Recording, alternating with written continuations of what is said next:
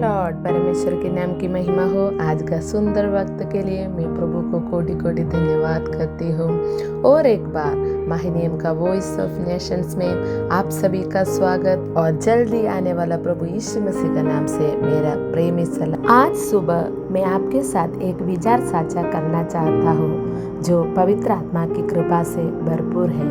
जब मैंने मरकुस रचित सुसमाचार 10वां अध्याय 17वां वचन पढ़ रहा था तो मैंने देखा कि वहाँ पर एक व्यक्ति यीशु के चरणों में आकर पूछता है, मैं अनंत जीवन का अधिकारी बनने के लिए क्या करूं? हालेलुया। इस प्रश्न को सुनकर यीशु ने तुरंत उत्तर दिया, अपने परिवार को अपवित्र मत करो, बेविचार मत करो, चोरी मत करो, झूठी गवाही मत दो, छल मत करो और अपने माता पिता का सम्मान करो। तुम इन आज्ञाओं को पहले से जानता हो ना। दूसरे शब्दों में मूसा की व्यवस्था के अनुसार प्रभु ने हमारे सामने ये 10 आज्ञाएं रखी है। तब उस व्यक्ति ने यीशु से कहा, मैं इन सभी आज्ञाओं का पालन बचपन से ही करता आ रहा हूँ, इससे मेरी धार्मिकता सिद्ध होती है। फिर भी उसे संदेह था कि क्या ये अनंत जीवन प्राप्त करने के लिए पर्याप्त है।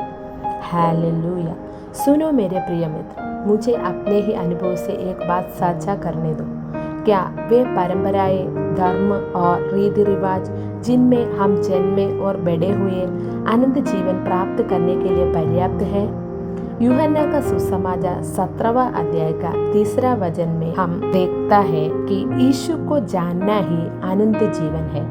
इसलिए अनंत जीवन प्राप्त करने के लिए हमें यीशु को जानना जरूरी है। दूसरी बात यहाँ पर यीशु ने कहा, अपनी संपत्ति बेचो और गरीबों को दो। लेकिन उन्होंने ऐसा क्यों कहा और इसका क्या अर्थ है? मत्ती का सुसमाचार में हम जाएगा तो 6वां अध्याय का 21वां वचन में हम देखता है, जहाँ तेरा धन है वहाँ तेरा मन भी लगा रहेगा। हालेलुया। अमीर लोगों का मन उनकी संपत्ति से बांधा होता है और इसलिए उनके लिए स्वर्ग में खजाना रखना कठिन हो जाता है। मत्ती का सुसमाचार 22 का 37 हमें आज्ञा देता है, तू अपने प्रभु परमेश्वर से अपना संपूर्ण हृदय, संपूर्ण आत्मा, संपूर्ण बल और संपूर्ण बुद्धि से प्रेम कर। ये सबसे पहली और सबसे बड़ी आज्ञा है। हाँ प्रियजन, हमारा प्रभु सिद्ध है, लेकिन जो धनवान है वे पूरे मन से परमेश्वर से प्रेम नहीं कर सकते, क्योंकि उनका मन उनकी संपत्ति से जुड़ा होता है।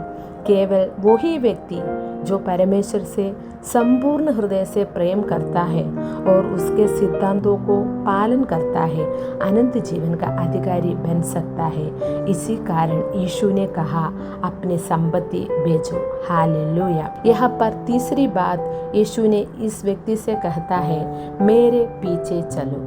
तो हमें किस प्रकार उनका अनुसरण करना चाहिए ताकि अनंत जीवन प्राप्त हो?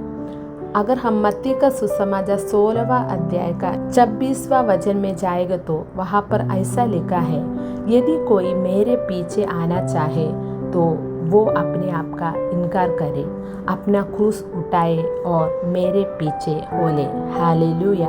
अपने आप का इनकार करने का क्या मतलब है? इसका अर्थ है कि हमें अपनी आत्मा केंद्रित प्रवृत्तियों, अहंकार और स्वार्थी इच्छाओं को त्याग देना चाहिए। फिर यीशु ने उससे कहा, अपना क्रूस उठाओ। ये क्रूस क्या है? अगर हम गलातियों का पत्री 5वां अध्याय का 26 में जाएगा तो वहाँ पर ऐसा लिखा है कि जो मसीह यीशु के हैं उन्होंने अपनी शारीरिक प्रवृत्तियों और उनकी वासनाओं को क्रूस पर चढ़ा दिया है। हमें अपनी शारीरिक इच्छाओं को मार डालना चाहिए। अनंत जीवन प्राप्त करने के लिए हमें कौन सा क्रूस उठाना है करके इधर वो स्पष्ट रीति से प्रभु ने बताया है। कौन सा क्रूस है वो?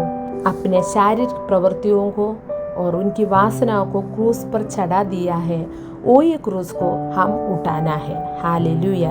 यदि हम खुशी खुशी अपना क्रूस उठाने और यीशु का अनुसरण करने के लिए तैयार हो जाए तो हम सभी अनंत जीवन के अधिकारी बन सकते हैं। क्या ये वचन हम सभी के लिए अनुग्रह से भरपूर है? ये वचन के द्वारा प्रभु आप सभी को आशीष करे और अनंत जीवन का बारिश बना दे। Thank you. God bless you.